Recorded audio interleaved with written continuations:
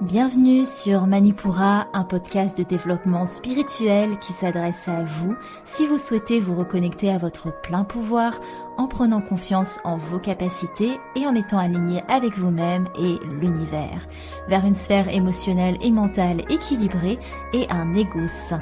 Je suis Amba, yoga thérapeute, énergéticienne, astrologue et ma mission est de vous aider à développer toutes les ressources déjà en vous. À travers des outils comme l'astral yoga, l'énergétique et l'écrit-thérapie, mon objectif est de vous rendre acteur de votre mieux-être et indépendant sur le chemin de votre spiritualité. Je vous souhaite une excellente écoute. Bonjour à tous et bienvenue sur le podcast Manipura. Je suis ravie de vous retrouver aujourd'hui pour ce nouvel épisode d'énergie astrale où nous allons décrypter ensemble la pleine lune du jour qui prend place du coup le 16 mai au 25e degré du Scorpion et qui a atteint son pic selon l'heure où vous écoutez ce podcast à 6h12 heure de Paris. C'est une lunaison qui ferme la fenêtre, la saison des éclipses, mais qui, comme la nouvelle lune dernière, vient influencer les 6 prochains mois jusque fin octobre. Donc c'est la dernière ligne droite pour influer sur ces 6 prochains mois. Cette pleine lune, elle est en fait une continuité de ce que vous avez pu amorcer lors de la lunaison dernière en Taureau. Avant qu'on se lance corps et âme dans cet épisode, je vous lis comme à notre habitude un avis qui nous a été laissé par Laurie sur Apple Podcast et qui dit: le tout premier podcast que j'ai écouté est toujours mon préféré. Voilà maintenant 1 an que j'ai découvert Manipura en cherchant une séance de yoga pour m'accompagner dans la célébration de la pleine lune en Vierge. Et c'est depuis pour chaque lunaison que le podcast m'accompagne. Grâce aux épisodes thématiques, j'ai aussi découvert l'immensité des possibles de la spiritualité que j'explore encore. J'ai tout de suite été hypnotisée par la voix apaisée d'en bas, cette voix qui m'a réconciliée avec la méditation. Trop cool. Je suis très reconnaissante de la générosité d'en bas dans tout ce qu'elle propose via le podcast, sa page Instagram, son site et surtout j'apprécie sa régularité. Bon. J'ai pas l'impression d'être régulière pourtant. J'espère qu'il continuera encore longtemps. Un immense merci en bas. Merci beaucoup Laurie. C'est un très bel avis. Merci infiniment. Enfin, je t'ai déjà remercié en personne après l'avoir lu. Si comme Laurie, vous voulez me laisser un avis, n'hésitez pas sur Apple Podcast ou aussi sur Spotify ou sur votre plateforme d'écoute. Mettez vos petites étoiles, ça me ferait extrêmement plaisir et ça aide énormément Manipura, donc merci beaucoup. Sans plus attendre, on est parti pour notre épisode du jour. Alors, une pleine lune en Scorpion. Déjà, c'est une lune qui est intense de base. La lune, c'est un astre qu'on relie à l'eau, et l'eau du Scorpion, c'est une eau qui est fixe. Donc forcément, il y a énormément d'intensité, il y a beaucoup de choses. Surtout que les différents aspects de la carte du ciel que l'on va voir, c'est pas les aspects les plus faciles. Donc ça vient rajouter un peu de piquant à une lunaison qui de base est assez piquante. Mais on a quand même quelques éléments aussi qui viennent adoucir un peu la restriction saturnienne qui colore le ciel. Donc on va voir tout ça, ne vous inquiétez pas. Une lune en Scorpion, ça va solliciter nos émotions profondes. On peut s'attendre à ce que certaines choses soient ramenées à la surface. La pleine lune, il faut se dire que voilà, c'est la lumière dans la nuit des profondeurs Scorpion. Et cette énergie Scorpion, elle symbolise plusieurs choses. D'une part, notre part sombre et ce qu'on va en apprendre. D'autre part, notre inconscient et nos ressources intérieures. Parce que le Scorpion, c'est un signe avec beaucoup de ressources. Il en faut de toute façon des ressources pour aller dans les tréfonds. C'est lui qui s'occupe de la tâche la plus ardue du zodiaque. Donc il faut un peu de niaque pour ça. Il faut de la volonté. Et aussi, surtout, il faut réussir à remonter avec le meilleur. Les Scorpions qui vont trop loin dans leurs énergies, parfois ils peuvent s'y perdre et ne jamais vraiment remonter. Rester un petit peu dans l'aspect un peu dark. Donc bon, il faut de la volonté pour y aller, mais il faut aussi de la volonté pour remonter de ces profondeurs. En énergétique, on dit bien que on est autant notre part sombre que notre part de lumière. Et c'est la part sombre qui permet à la lumière de briller, et c'est la part de lumière qui permet justement de mettre en lumière les choses un peu plus sombres qui sont en fait ce qui nous permet d'avancer, ce qui nous permet d'évoluer. Sans cette énergie Scorpion dans le zodiaque, on ne peut pas révéler notre éclat. Donc il est un signe primordial, important, puissant. La polarité de l'amour et de la lumière existe parce que de l'autre côté du prisme, il y a la polarité de la peur et de l'obscurité. Pour comprendre réellement la lumière, on fait l'expérience de l'obscurité. Et c'est pas pour rien que le Scorpion, c'est le signe du zodiaque qui nous permet les plus grandes transformations. Il est extrêmement puissant. C'est des énergies de lunaison qui vont être intenses, je pense que vous le devinez, parce que on parle en Scorpion de pulsions. Si on les appréhende seules, on peut se dire qu'elles sont plus dérangeantes qu'autre chose parce qu'elles semblent incontrôlées et on peut du coup avoir peur de glisser sur les tendances autodestructrices des énergies Scorpion.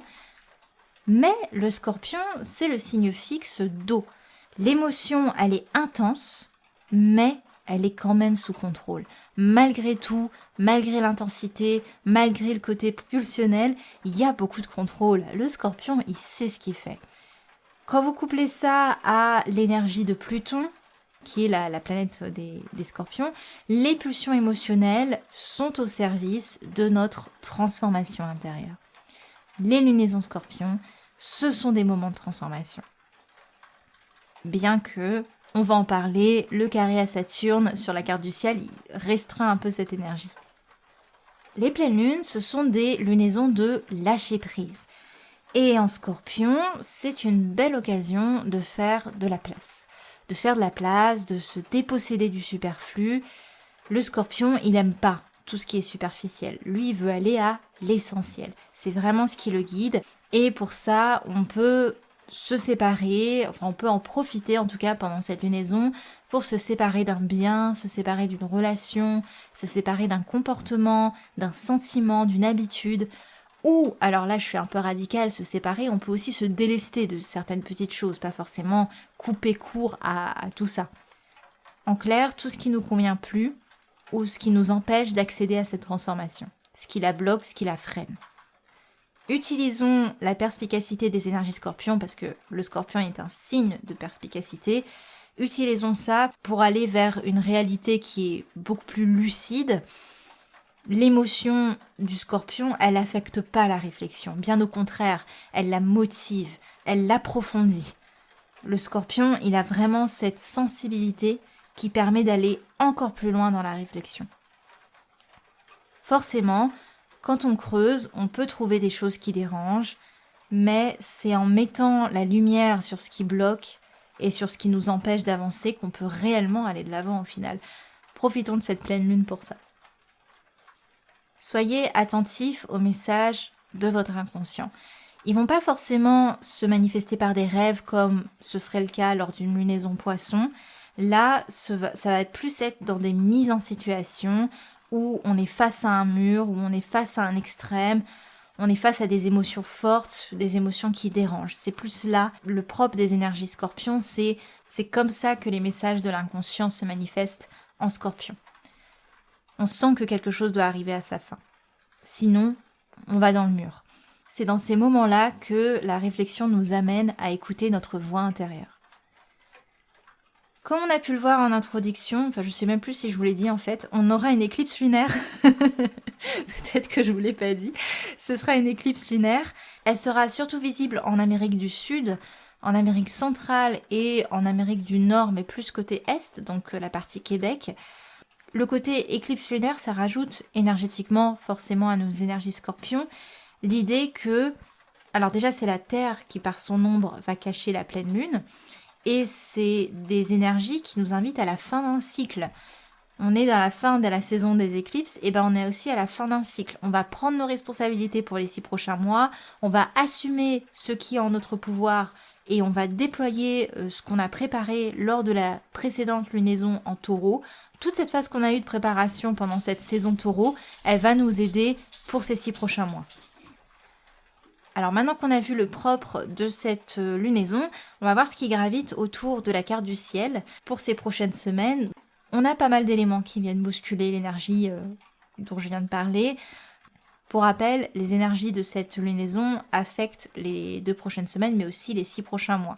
Donc entre la lunaison dernière et celle-ci, tout ce qu'on a pu mettre en place, ça va se déployer ou se développer sur les 6 prochains mois. Le gros aspect qui saute aux yeux, c'est le carré de la pleine lune à Saturne. Clairement, on peut se sentir bloqué, on peut se sentir restreint. La fluidité ne sera pas au programme de ces 2 prochaines semaines, ou en tout cas, il y aura l'idée d'y aller petit à petit, avec beaucoup de prudence, non par peur du risque, mais parce que on va réfléchir à 2 fois avant de réellement faire évoluer une situation. Donc les process sont un peu plus lents, et ça peut aussi amener un manque de confiance, un manque d'assurance, notamment face à tout ce que nous demande l'énergie Scorpion, qui est quand même assez conséquent. Se déposséder de quelque chose, revenir à l'essentiel, être honnête avec soi, c'est pas des choses qui sont très évidentes, et avec les énergies saturniennes, on rajoute un peu de réticence à ça. Ensuite, on a Mercure qui est entré en rétrogradation, mais vu qu'il est... Alors attendez, il est en rétrogradation jusqu'à quand? Je ne sais même pas. Je regarde les choses en direct. Il va être en rétrogradation jusqu'au 4 juin. Donc Mercure en rétrogradation, il est certes en Gémeaux, mais du coup il va rétrograder en énergie Taureau. Déjà, l'énergie Gémeaux, ça permet à Mercure de rester assez puissant dans sa vibration. Donc même s'il est rétrograde, le fait qu'il soit en Gémeaux, ça allège un petit peu cette rétrogradation, ça la rend un peu moins importante énergétiquement parlant. Mais du coup, sa régression en Taureau le 23 mai, ça va nous amener un mouvement de ralentissement, que ce soit au niveau de nos échanges, de nos idées ou même de nos déplacements. On va revenir à quelque chose d'un peu plus lent en énergie Taureau. Il faudra vraiment se montrer indulgent face aux retards qui peuvent se manifester, parce que là, on a été habitué à un Mercure en Gémeaux, hyper puissant, hyper rapide, hyper fluide, hyper léger. Voilà, on va pouvoir observer un ralentissement. Mais la star des ingresses, des progressions planétaires sur cette carte du ciel, c'est Jupiter qui est entré en Bélier le 10 mai et qui va y rester environ 1 an, avec toutefois une rétrogradation qui va le faire sortir, enfin le faire revenir en Poisson en octobre jusqu'à décembre. Après, il reviendra en Bélier.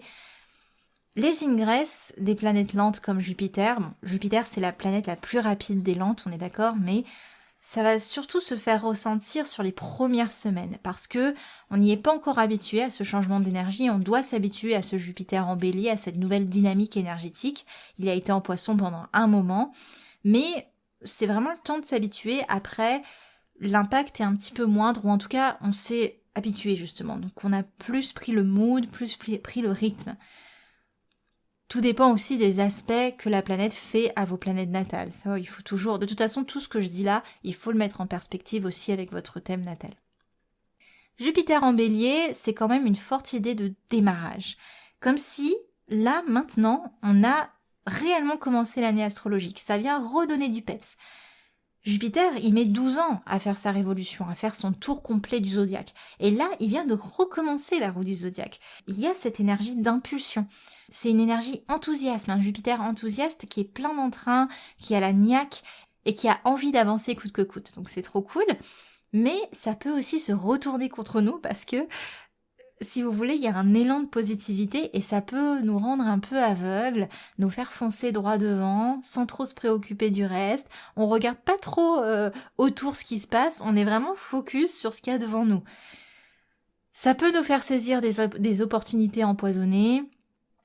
Et aussi, Jupiter agit comme un effet loupe là où il est dans le thème, dans la carte du ciel. Donc forcément, ça vient renforcer toutes les énergies béliers, qui sont des aspects individualistes, qui sont des aspects combattants, l'idée qu'il faut se battre pour déployer des actions qu'on veut réellement faire naître. Donc il y a un peu cette idée de combat, d'action, de mouvement hyper initiateur.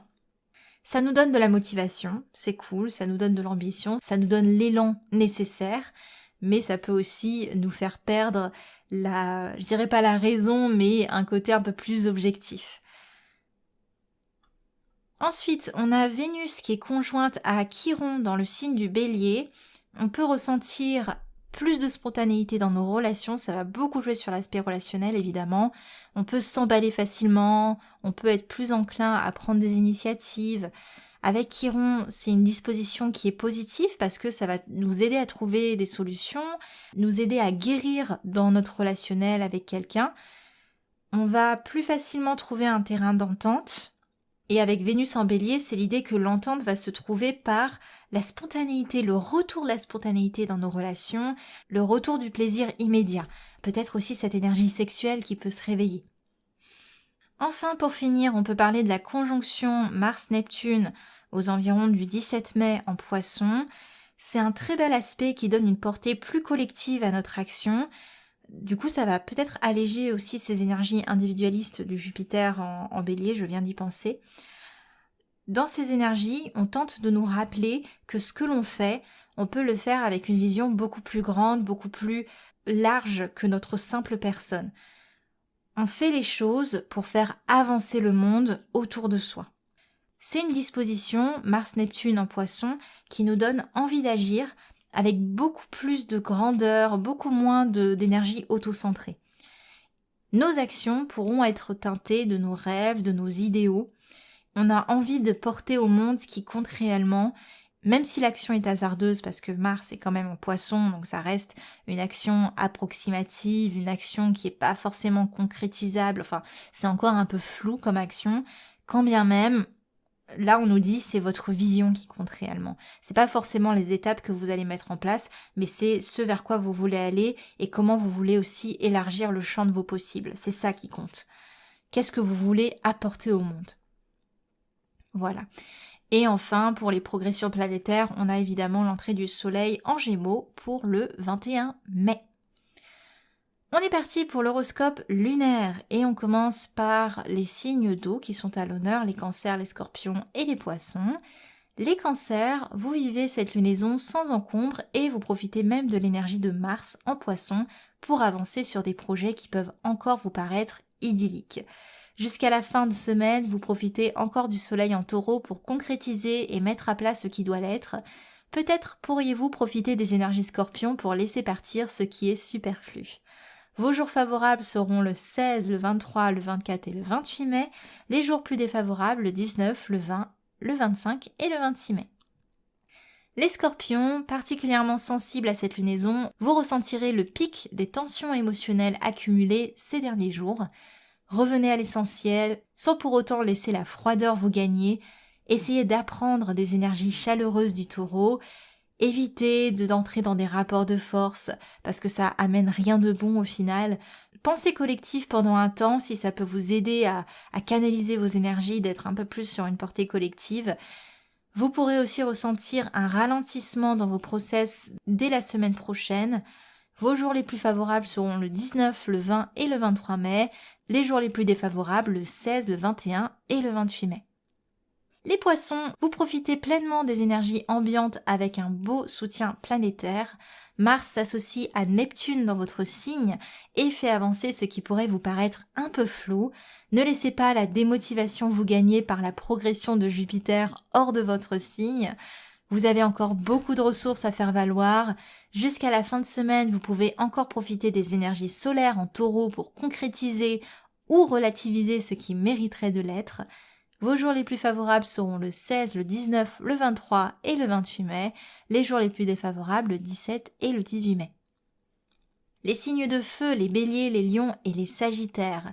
Les béliers, c'est une lunaison assez neutre pour vous, bien que quelques autres éléments viennent colorer votre ciel. Jupiter et Vénus dans votre signe donnent d'une part de l'élan dans votre relationnel, mais aussi une motivation retrouvée pour démarrer de nouvelles choses, ou en tout cas pour trouver les solutions qui pouvaient encore vous manquer. Votre communication est facilitée jusqu'à la fin de semaine, profitez-en pour faire passer les bons messages au bon moment. Votre instinct est fort et de bons conseils, profitez-en. Les jours les plus favorables seront le 17, le 21, le 25 et le 26 mai. Les jours les plus défavorables, le 18 et le 19 mai. Les lions, c'est une lunaison plutôt compliquée pour vous, surtout si vous maintenez une résistance. Essayez autant se peut que de lâcher les rênes. Vous n'avez besoin de rien pour prouver votre valeur. L'obscurité scorpion ne vous est pas familière. C'est une occasion au final d'embrasser votre part sombre qui permet aussi de faire briller votre soleil de naissance. Vous profitez au moins d'un mental et d'une communication fluide jusqu'à la fin de semaine. L'entrée de Mercure en taureau le 23 mai aura tendance à vous ralentir. Prenez cette invitation astrale comme une opportunité pour calmer vos grandes exigences envers vous-même. Promis, la prochaine lunaison s'annonce bien plus légère. Les jours les plus favorables seront le 25 et le 26 mai, les plus défavorables le 16, 17, 21 et 28 mai.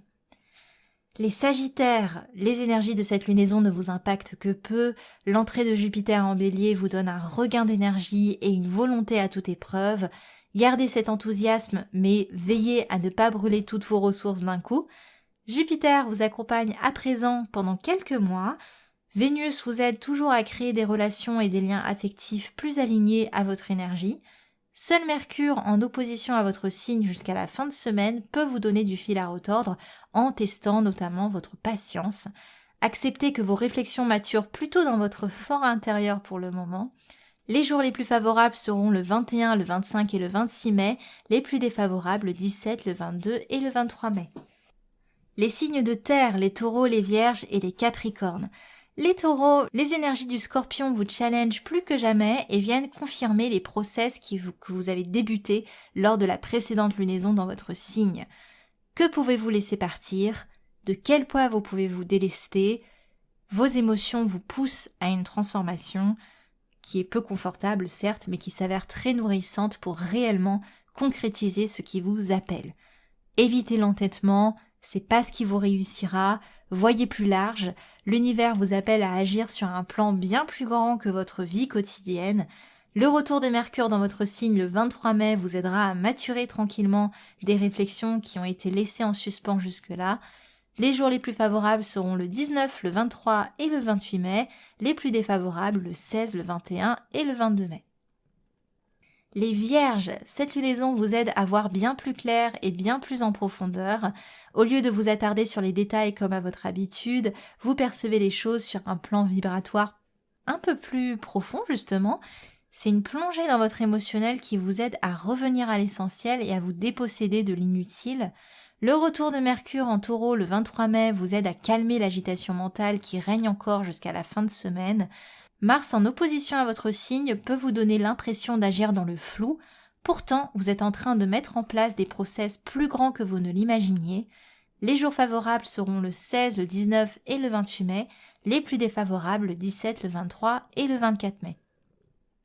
Les Capricornes, vous aimez les énergies de transformation induites par les énergies Scorpions, néanmoins n'oubliez pas que celles-ci passent forcément par vos émotions. Mars et Neptune vous soutiennent dans ce process et vous aident à avoir une vision d'ensemble. Faites confiance à votre intuition pour la prochaine étape. L'inspiration est à votre porte, laissez-la s'exprimer. Mercure en Taureau le 23 mai ralentira vos process, mais vous vous sentirez aussi plus solide que jamais. Vous, plus que quiconque, savez que les bonnes choses prennent du temps à émerger. Seule l'entrée de Jupiter en Bélier pourrait vous chagriner avec des impulsions, des excès qui vont déstabiliser peut-être vos plans que vous avez organisés, ficelés, bien cadrés. Les jours les plus favorables seront le 16, le 19, le 23 et le 28 mai, les plus défavorables le 25 et le 26 mai. Pour finir, les signes d'air, les Gémeaux, les Balances et les Verseaux. Les Gémeaux, cette lunaison est assez neutre pour vous. Vous ressentirez un peu plus les restrictions saturniennes qui peuvent saper votre confiance en vous. Mercure, qui quitte votre signe en fin de semaine, achèvera de vous faire perdre l'élan que vous avez réussi à retrouver jusque-là.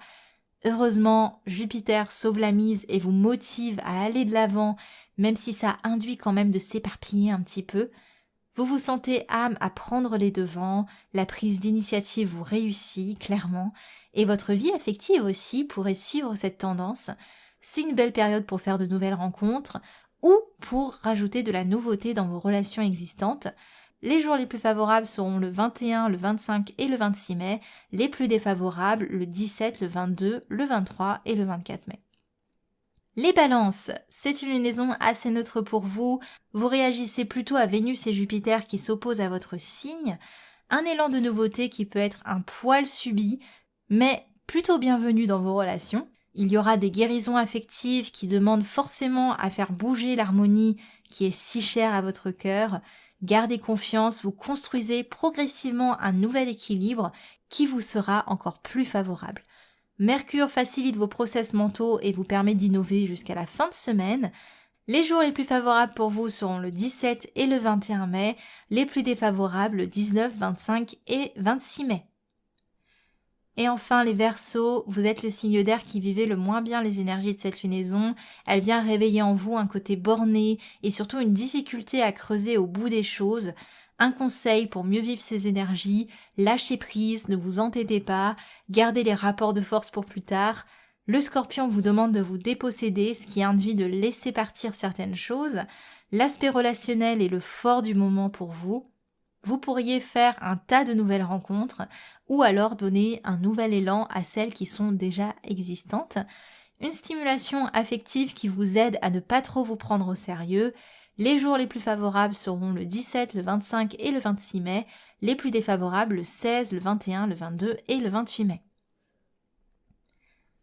Pour finir, je vous donne les outils pour vous aider à naviguer dans les énergies de cette lunaison Scorpion. On commence avec l'écrit-thérapie, où je vous propose de faire une petite liste, par exemple, de 3 choses dont vous voudriez vous affranchir. Ça peut être un comportement, une habitude, une situation, une croyance, une peur, qu'importe. Et pour chacune de ces choses, vous allez écrire en quoi vous souhaiteriez la transmuter. Par exemple, je libère ma procrastination et je la transforme en petits pas concrets à faire dans la seconde qui suit. Voilà, gardez cette logique de je libère ta ta ta ta ta et je le transforme en ta ta ta ta ta. Pour vraiment avoir cette logique de cette pulsion de ok, en énergie Scorpion on libère quelque chose mais on remonte aussi la pente après. C'est très important. C'est vraiment cette idée de transformer quelque chose qui vous paraît sombre en quelque chose de lumineux. Il y a de la lumière et une opportunité dans chaque chose. En Astral Yoga, je vous propose de revenir à l'essentiel. On va se reconnecter à la fluidité que peut trouver le corps dans des mouvements profonds, avec des postures qu'on va tenir plus longtemps pour bien observer à la fois toute la subtilité énergétique du mouvement, mais aussi ramener le corps et le mental à se reconnecter à l'essentiel. Il y aura peu de postures, mais le but, ça va vraiment être de les tenir un certain temps, comme vous le feriez en yin yoga, où vous avez le relâchement du corps qui s'opère en marinant dans les postures. Voilà, en restant dans les postures bien longtemps. On va notamment travailler aussi tout l'aspect sur le bassin, parce qu'on est dans des énergies hautes, donc on travaille beaucoup le bassin, les profondeurs du bassin.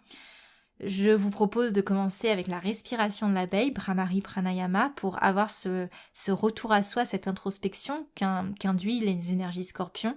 Ensuite, on va faire Paschima Namaskarasana, qui est la posture de la salutation inversée pour ceux pour qui cette posture est possible. Ça permet en fait, au lieu d'avoir les mains vers l'avant, on aura les mains vers l'arrière. Donc c'est cette idée de je ne peux plus prendre avec mes mains, je me dépossède pour soutenir ces énergies Scorpions encore une fois.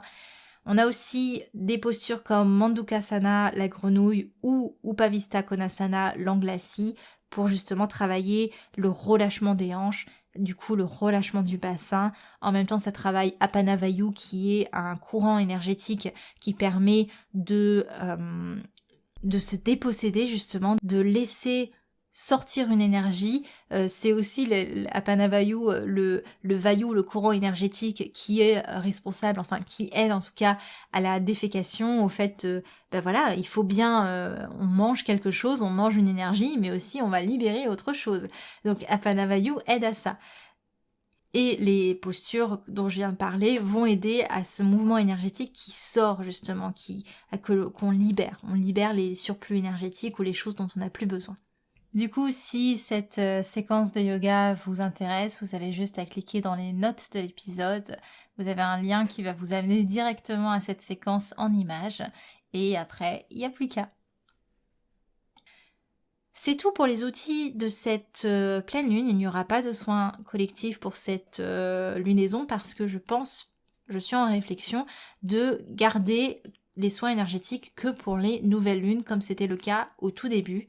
Donc, pour le coup, il n'y aura pas de soins collectifs pour cette pleine lune.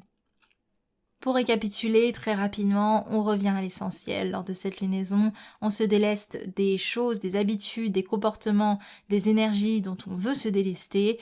On va vraiment utiliser notre part sombre pour mettre en lumière justement les choses que l'on a envie de développer, que l'on a envie de voir évoluer sur les 6 prochains mois. Et aussi, ça reste une lunaison assez intense, donc prenez les choses tranquillement. Voilà pour cette lunaison. J'espère que ce podcast saura accompagner au mieux les énergies ambiantes. Je vous retrouve pour un prochain épisode thématique cette semaine. C'était Amba de Manipura. À l'épisode prochain. Merci. Manipura, c'est déjà terminé pour aujourd'hui. Je vous remercie de votre écoute et si cela vous a plu, n'hésitez pas à partager et à laisser un avis sur Apple Podcast ou Spotify. Pour continuer vos explorations en cliquant sur le lien dans la description de l'épisode, vous pouvez télécharger gratuitement tous les e-books Manipura ou faire le quiz « Quel est votre guide astrologique ?» Quant à moi, je vous dis à la prochaine et surtout, prenez bien soin de vous.